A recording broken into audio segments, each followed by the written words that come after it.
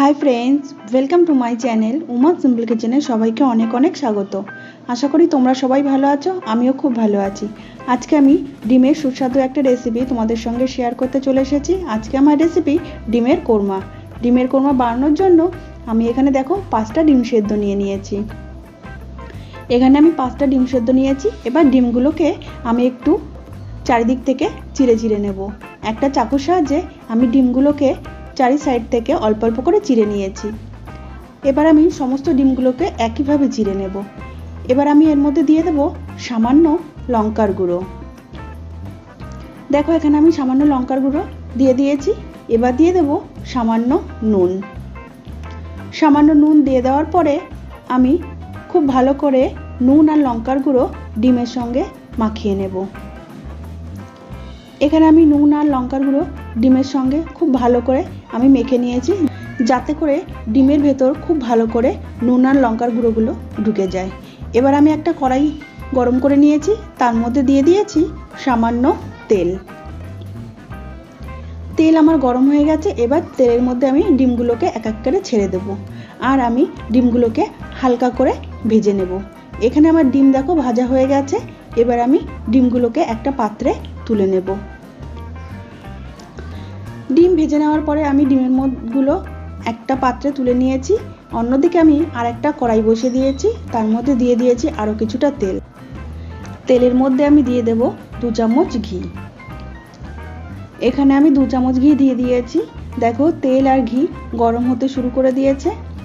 তেল আর ঘি গরম হয়ে যাওয়ার পর আমি এর মধ্যে দিয়ে দেব দুটো মাঝারি সাইজের কুচিয়ে নেওয়া পেঁয়াজ। কুচিয়ে নেওয়া পেঁয়াজগুলো আমি তেলের মধ্যে এক এক করে দিয়ে দিলাম। এবার আমি পেঁয়াজগুলোকে খুন্তির সাহায্যে খুব ভালো করে নাড়িয়ে চাড়িয়ে নেব। খুব ভালো করে আমি পেঁয়াজগুলোকে দেখো নাড়িয়ে চাড়িয়ে নিয়েছি। এবার পেঁয়াজগুলো বেশ অনেকটাই সফট হয়ে এসেছে। এবার আমি পেঁয়াজগুলোকে খুব ভালো করে ভেজে গোল্ডেন ব্রাউন করে নেব। পেঁয়াজগুলো এখানে আমার ব্রাউন হতে শুরু করে দিয়েছে। এবার আমি পেঁয়াজগুলোকে আরো কিছুক্ষণ ভেজে নেব। ভেজে নেওয়ার পর দেখো এখানে আমার পেঁয়াজগুলো খুব ভালো করে ব্রাউন করে ভেজে নেওয়া হয়ে গেছে। এবার আমি একটা পাত্রে তুলে নেব।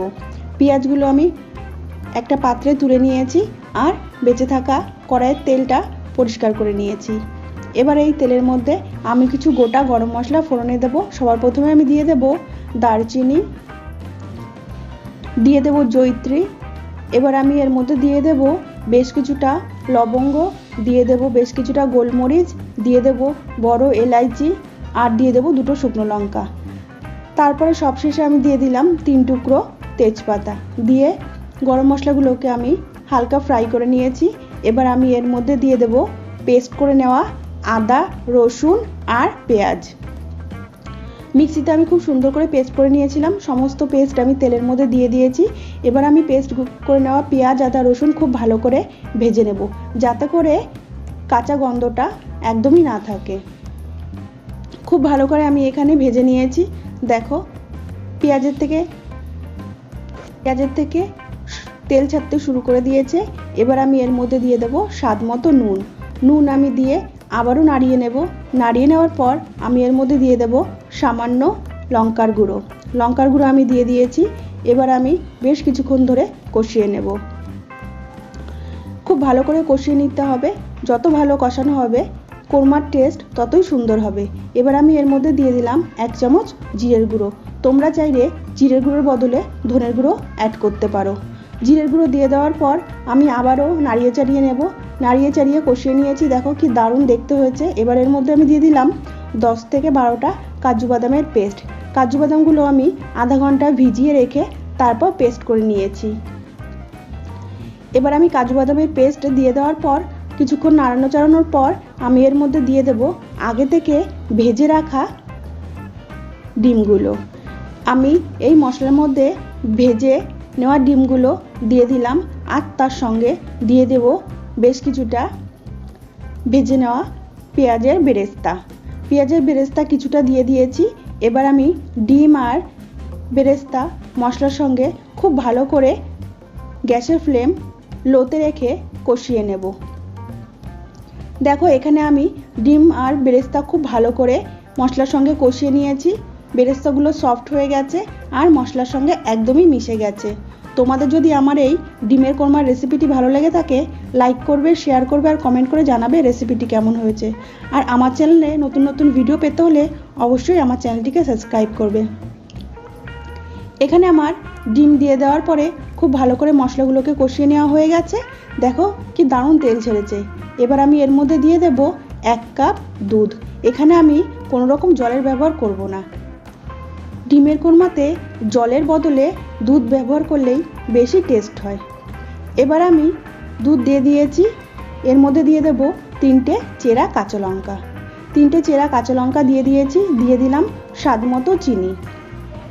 চিনি দিয়ে দেওয়ার পরে দেখো ঝোলটা আমার ফুটতে শুরু করে দিয়েছে। এবার আমি একটা ঢাকনা দিয়ে ঢেকে দেব। দেখো আমি এখানে ঢাকনা দিয়ে ঢেকে দিয়েছি আর 5 মিনিটের মতো ঢাকনা দিয়ে ঢেকে রান্না করে নেব। এখানে আমার ডিমের ঝোলটা ফুটতে শুরু করে দিয়েছে। 5 মিনিট হয়ে গেছে। এবার আমি ঢাকনাটা খুলে নেব। ঢাকনা খুলে নিয়েছি। দেখো আমি যেই ঝোলটা রেখেছিলাম শুকিয়ে অনেকটা গাঢ় হয়ে গেছে আর গ্রেভিটা কি দারুণ হয়েছে। ডিমের কোরমাতে কোনো রকম হলুদ ব্যবহার করতে নেই। হলুদ ব্যবহার করলে দেখতে একদমই ভালো লাগে না। এবার আমি এর মধ্যে দিয়ে দেব সামান্য গরম মশলার গুঁড়ো। গরম মশলার গুঁড়ো আমি দিয়ে দিয়েছি। এবার পেঁয়াজের কিছুটা বেরেস্তা আমি বাছিয়ে রেখেছিলাম, সেই বাছিয়ে রাখা বেরেস্তাগুলো ওপর থেকে ছড়িয়ে দেব। বেরেস্তা আমার ছড়িয়ে দেওয়া হয়ে গেছে। এবার আমি একবার হালকা করে নাড়িয়ে নেব। সমস্ত গরম মশলার গুঁড়ো আর বেরেস্তা গ্রেভির সঙ্গে খুব সুন্দর করে আমি মিশিয়ে নিয়েছি। দেখো ডিমের কোরমা দেখতে কতটা সুন্দর হয়েছে। ডিমের কোরমা আমার রেডি হয়ে গেছে। এবার আমি একটা প্লেটে সার্ভ করব। দেখো এখানে বন্ধুরা আমি প্লেটে খুব সুন্দর করে সার্ভ করে নিয়েছি আর কতটা লোভনীয় হয়েছে। আজকের মতো ভিডিওটি আমি এখানেই শেষ করছি। আবারও দেখা হবে নতুন কোনো রেসিপির সাথে। সবাইকে অনেক অনেক ধন্যবাদ।